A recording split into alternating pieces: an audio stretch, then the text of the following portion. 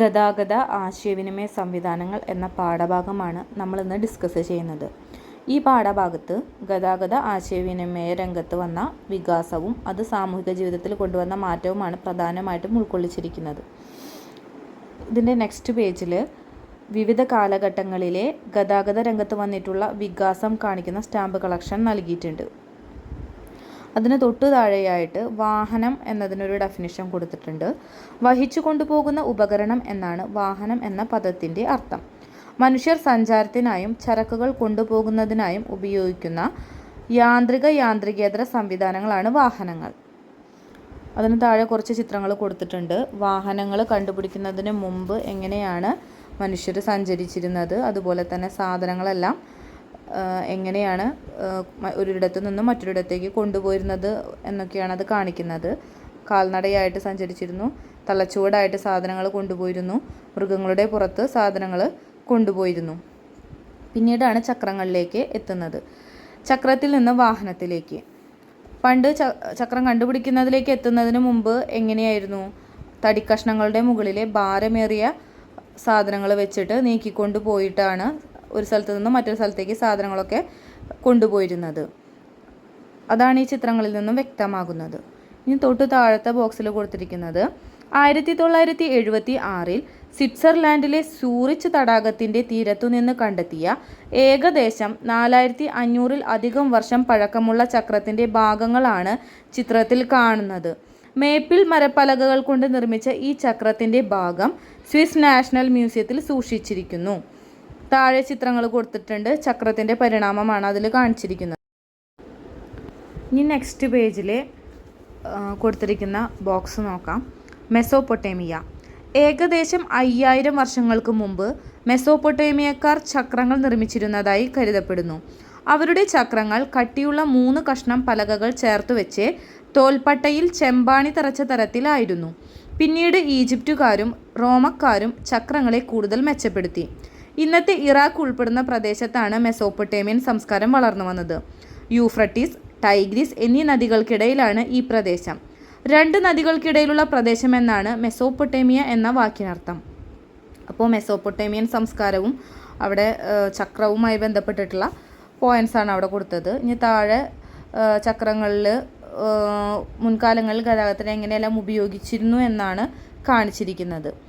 ഇനി അടുത്ത പ്രധാനപ്പെട്ട പോയിൻ്റായിട്ട് വരുന്നത് ഗതാഗത മാർഗങ്ങളാണ്. ഗതാഗത മാർഗങ്ങളുമായി ബന്ധപ്പെട്ടൊരു ഫ്ലോ ചാർട്ട് കൊടുത്തിട്ടുണ്ട്. ഗതാഗത മാർഗങ്ങളെ 3ആയിട്ടാണ് തരംതിരിച്ചിരിക്കുന്നത്: കരഗതാഗതം, ജലഗതാഗതം, വ്യോമഗതാഗതം എന്നിങ്ങനെ. അതിൽ ഓരോന്നിനെയും 2ആയിട്ട് തരംതിരിച്ചിട്ടുണ്ട്. കരഗതാഗതത്തെ റോഡ് ഗതാഗതം, റെയിൽ ഗതാഗതം എന്നും, ജലഗതാഗതത്തെ ഉൾനാടൻ ഗതാഗതം, കടൽ സമുദ്ര ഗതാഗതം എന്നും, വ്യോമഗതാഗതത്തെ ദേശീയ വ്യോമഗതാഗതം, അന്തർദേശീയ വ്യോമഗതാഗതം എന്നിങ്ങനെയാണ് തരംതിരിച്ചിരിക്കുന്നത്. ഇനി കരഗതാഗതം എന്ന് പറഞ്ഞു കഴിഞ്ഞാൽ കരയിലൂടെയുള്ള ഗതാഗത സംവിധാനമാണ് കരഗതാഗതം. താഴെ കൊടുത്തിട്ടുണ്ട്. റോഡ് ഗതാഗതത്തിൻ്റെ ഒരു നാൾ വഴി നോക്കുകയാണെന്നുണ്ടെങ്കിൽ ആദ്യം ഒറ്റയടിപ്പാതയൊക്കെ ആയിരുന്നു. പിന്നീട് മൺപാതകൾ വന്നു, പിന്നെ കല്ലുപാകിയ പാതകൾ വന്നു. പിന്നീടാണ് ഇന്ന് കാണുന്ന കോൺക്രീറ്റ് പാത, അതുപോലെ ടാർ ചെയ്ത പാതകളൊക്കെ ഉണ്ടായിട്ടുള്ളത്. ഇനി എന്താണ് മക്ക ആദം റോഡുകളെന്ന് നോക്കാം. 1820 സ്കോട്ടിഷ് എഞ്ചിനീയറായ JL മക്ക ആദം ആണ് ആധുനിക രീതിയിൽ റോഡ് നിർമ്മാണത്തിന് തുടക്കമിട്ടത്. കരിങ്കൽ കഷ്ണങ്ങൾ നിരത്തി റോഡ് റോളർ മെഷീനുകൾ ഉപയോഗിച്ച് നിർമ്മിക്കുന്ന ഇത്തരം റോഡുകൾ മക്ക ആദം റോഡുകൾ എന്ന് അറിയപ്പെടുന്നു. നമ്മുടെ രാജ്യത്ത് ഗ്രാമീണ പാതകൾ, സംസ്ഥാന പാതകൾ, ദേശീയ പാതകൾ, എക്സ്പ്രസ് ഹൈവേകൾ എന്നിങ്ങനെ ബൃഹത്തായ റോഡ് ശൃംഖല നിലവിലുണ്ട്. ലോകത്തിലെ 2ാമത്തെ വലിയ റോഡ് ശൃംഖല ഇന്ത്യയിലാണ്. ഒരു രാജ്യത്തിൻ്റെ സാമൂഹിക സാമ്പത്തിക വളർച്ച ഉറപ്പുവരുത്തുന്നതിൽ റോഡ് ഗതാഗതം പ്രധാന പങ്കുവഹിക്കുന്നു. ഇനി അതിന് താഴെ ഇന്ത്യയിലെ പ്രധാന ഹൈവേകൾ കൊടുത്തിട്ടുണ്ട്. അതിലാദ്യത്തെ നോക്കാം. സുവർണ ചതുഷ്കോണം. ഇന്ത്യയിലെ പ്രധാന വ്യാവസായിക കാർഷിക കേന്ദ്രങ്ങളെ ബന്ധിപ്പിക്കുന്ന ദേശീയ പാതാ ശൃംഖലയാണിത്. ഡൽഹി, കൊൽക്കത്ത, മുംബൈ, ചെന്നൈ എന്നീ നഗരങ്ങളിലൂടെയും 12 സംസ്ഥാനങ്ങളിലൂടെയും ഈ പാത കടന്നുപോകുന്നു. അടുത്തത് വടക്ക് തെക്ക് ഇടനാഴിയും കിഴക്ക് പടിഞ്ഞാറ് ഇടനാഴിയും. വടക്ക് തെക്ക് ഇടനാഴി ശ്രീനഗറിനെ കന്യാകുമാരിയുമായും കിഴക്ക് പടിഞ്ഞാറ് ഇടനാഴി സിൽച്ചാറിനെ പോർബന്തറുമായും ബന്ധിപ്പിക്കുന്നു. അപ്പോൾ ഇതാണ് ഇന്ത്യയിലെ പ്രധാന ഹൈവേകളായിട്ട് വരുന്നത്. ഇനി താഴെ ചക്രങ്ങൾ ഉപയോഗിച്ചുള്ള വാഹനങ്ങളുടെ വികാസ പരിണാമമാണ് അവിടെ കാണിച്ചിരിക്കുന്നത്. ഇനി നമുക്ക് റെയിൽ ഗതാഗതം എന്താണെന്ന് നോക്കാം.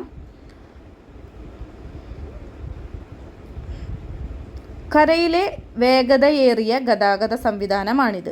ബ്രിട്ടനിലാണ് റെയിൽവേ സംവിധാനം ആരംഭിച്ചത്. ആഭ്യന്തരത്തിൻ്റെ കണ്ടുപിടുത്തത്തോടെയാണ് ലോക്കോമോട്ടീവ് എന്ന തീവണ്ടി ഉദയം ചെയ്തത്. 1825 ജോർജ് സ്റ്റീഫൻസൺ ബ്രിട്ടനിൽ ആദ്യത്തെ ലോക്കോമോട്ടീവ് തീവണ്ടി എഞ്ചിൻ നിർമ്മിച്ചു. ഇത് പ്രവർത്തിപ്പിക്കാനുള്ള ഇന്ധനമായി കൽക്കരിയാണ് ഉപയോഗിച്ചിരുന്നത്. പിൽക്കാലത്ത് സാങ്കേതിക വികാസത്തിൻ്റെ ഫലമായി ഡീസൽ എഞ്ചിനുകളും ഇലക്ട്രിക് എഞ്ചിനുകളും നിലവിൽ വന്നു. ഇനി നെക്സ്റ്റ് പേജിൽ കൊടുത്തിരിക്കുന്ന ബോക്സിൽ കുറച്ച് പോയിൻറ്റ്സ് കൊടുത്തിട്ടുണ്ട്. 1825 ഇംഗ്ലണ്ടിലെ സ്റ്റോക്ടൺ, ഡാർലിംഗ്ടൺ എന്നീ നഗരങ്ങളെ ബന്ധിപ്പിച്ചുകൊണ്ട് ലോകത്തെ ആദ്യത്തെ റെയിൽപാത നിർമ്മിക്കപ്പെട്ടു. ജോർജ് സ്റ്റീഫൻസൺ നിർമ്മിച്ച സ്റ്റീഫൻസൺ റോക്കറ്റ് എന്ന ലോക്കോമോട്ടീവ് ഈ പാതയിലൂടെ ഓടിച്ചുകൊണ്ടാണ് ലോകത്തെ റെയിൽ ഗതാഗതത്തിന് തുടക്കം കുറിച്ചത്. ഇനി തൊട്ട് താഴെ വിവിധ കാലഘട്ടങ്ങളിൽ തീവണ്ടികളിൽ വന്ന മാറ്റങ്ങൾ വ്യക്തമാക്കുന്ന ചിത്രങ്ങൾ കൊടുത്തിട്ടുണ്ട്.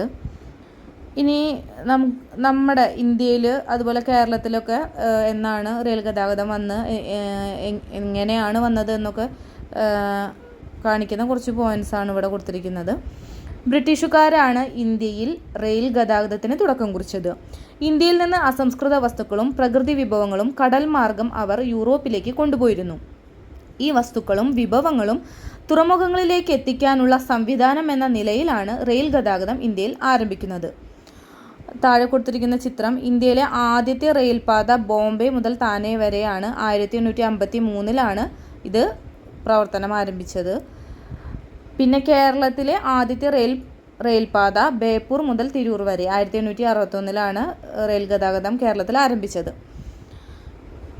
ഇനി മെട്രോ റെയിൽ എന്താണെന്ന് നോക്കാം. വൻ നഗരങ്ങളിലെ യാത്രാക്ലേശം പരിഹരിക്കുന്നതിനും അന്തരീക്ഷ മലിനീകരണം കുറയ്ക്കുന്നതിനുമാണ് മെട്രോ റെയിൽ ആരംഭിച്ചത്. കൊൽക്കത്ത, ഡൽഹി, മുംബൈ, ബംഗളൂരു, ചെന്നൈ, കൊച്ചി തുടങ്ങിയ ഇന്ത്യയിലെ പ്രധാന നഗരങ്ങളിലെല്ലാം മെട്രോ റെയിൽ സംവിധാനം നിലവിലുണ്ട്. ഇനി നമ്മൾക്ക് അടുത്ത ജലഗതാഗതത്തിലേക്ക് കടക്കുകയാണ്. നമുക്കറിയാം ജലഗതാഗതവുമായി ബന്ധപ്പെട്ട കുറേ ചിത്രങ്ങൾ ഇവിടെ കൊടുത്തിട്ടുണ്ട്. ജലഗതാഗതം ആരംഭിക്കുന്നത് തന്നെ മനുഷ്യർക്കും മൃഗങ്ങൾക്കും ജലാശയങ്ങൾ മുറിച്ച് കടക്കാൻ വേണ്ടിയിട്ടാണ്. അപ്പോൾ ആദ്യകാലത്തെ തോണി ഇവിടെ ചിത്രത്തിൽ കൊടുത്തിട്ടുണ്ട്. പിന്നീട് അതിൽ മാറ്റങ്ങളൊക്കെ വന്നു.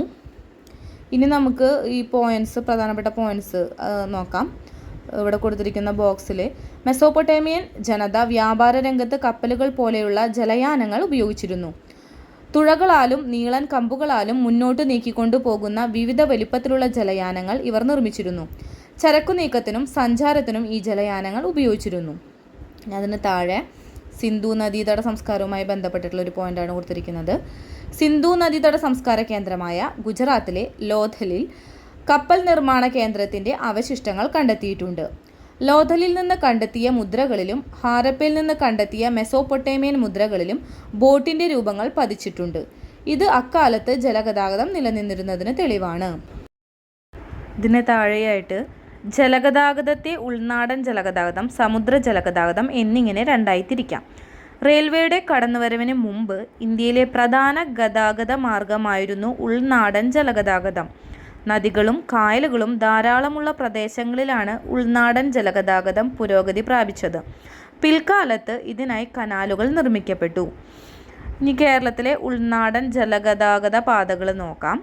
കൊല്ലം മുതൽ കോട്ടപ്പുറം വരെയുള്ള ദേശീയ ജലപാത നമ്പർ 3, കോഴിക്കോട് മുതൽ കൊടുങ്ങല്ലൂർ വരെയുള്ള കനോലി കനാൽ എന്നിവയാണ് കേരളത്തിലെ പ്രധാനപ്പെട്ട 2 ഉൾനാടൻ ജലഗതാഗത പാതകൾ. റെയിൽ സംവിധാനം ശക്തിപ്പെടുന്നതുവരെ ചരക്കു നീക്കത്തിന് പ്രധാനമായും ഈ ജലപാതകളെയാണ് ആശ്രയിച്ചിരുന്നത്. ഉൾനാടൻ ജലപാതകൾ ഇന്ന് വൻതോതിൽ വിനോദസഞ്ചാരികളെ ആകർഷിക്കുന്നുണ്ട്. ഇന്ത്യയുമായുള്ള വ്യാപാരം മെച്ചപ്പെടുത്തുന്നതിനായി യൂറോപ്യർ ജലഗതാഗതത്തിന് പ്രാധാന്യം നൽകി. നഗരങ്ങളിലേക്ക് കൽക്കരി കൊണ്ടുപോകുന്നതിനുള്ള മാർഗം എന്ന നിലയിലാണ് യൂറോപ്യർ ആദ്യകാലങ്ങളിൽ കനാലുകൾ നിർമ്മിച്ചിരുന്നത്.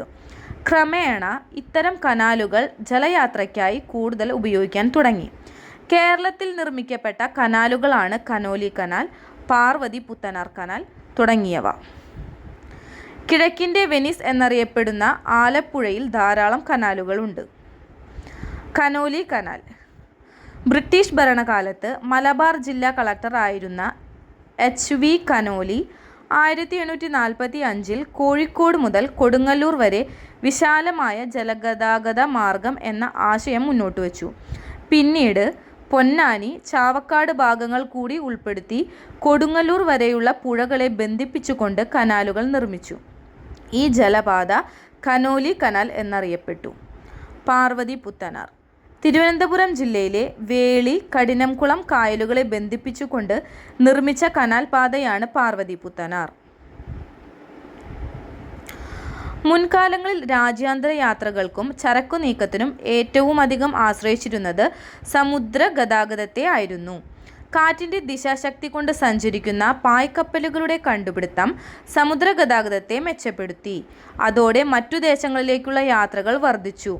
ആവിയന്ത്രത്തിൻ്റെ കണ്ടെത്തലോടെ ആവിശക്തി ഉപയോഗിച്ച് പ്രവർത്തിക്കുന്ന കപ്പലുകൾ നിർമ്മിക്കുകയും കടൽ യാത്ര കൂടുതൽ സുരക്ഷിതമാവുകയും ചെയ്തു. പിന്നീട് ഇന്ധനങ്ങൾ ഉപയോഗിക്കുന്ന കപ്പലുകളും നിർമ്മിക്കപ്പെട്ടു. സമുദ്രജല ഗതാഗതം സാധ്യമാകുന്നത് തീരദേശ ജലപാതയിലൂടെയും അന്താരാഷ്ട്ര ജലപാതയിലൂടെയുമാണ്. രാജ്യത്തിൻ്റെ തീരത്ത് സ്ഥിതി ചെയ്യുന്ന തുറമുഖങ്ങൾക്കിടയിൽ ചരക്കുകളെയും യാത്രക്കാരെയും കൊണ്ടുപോകുന്നത് തീരദേശ ജലപാതകൾ വഴിയാണ്.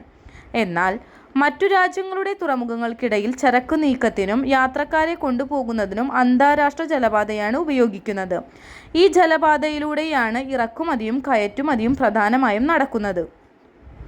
അപ്പോൾ ഇതൊക്കെയാണ് ജലഗതാഗതത്തിൽ വരുന്നത്. ഇനി നമുക്ക് വ്യോമഗതാഗതമുണ്ട്, പിന്നെ ആശയവിനിമയ രംഗത്ത് വന്ന മാറ്റങ്ങളും കൂടി നോക്കാനുണ്ട്. അത് നെക്സ്റ്റ് ക്ലാസ്സിൽ നമുക്ക് നോക്കാം.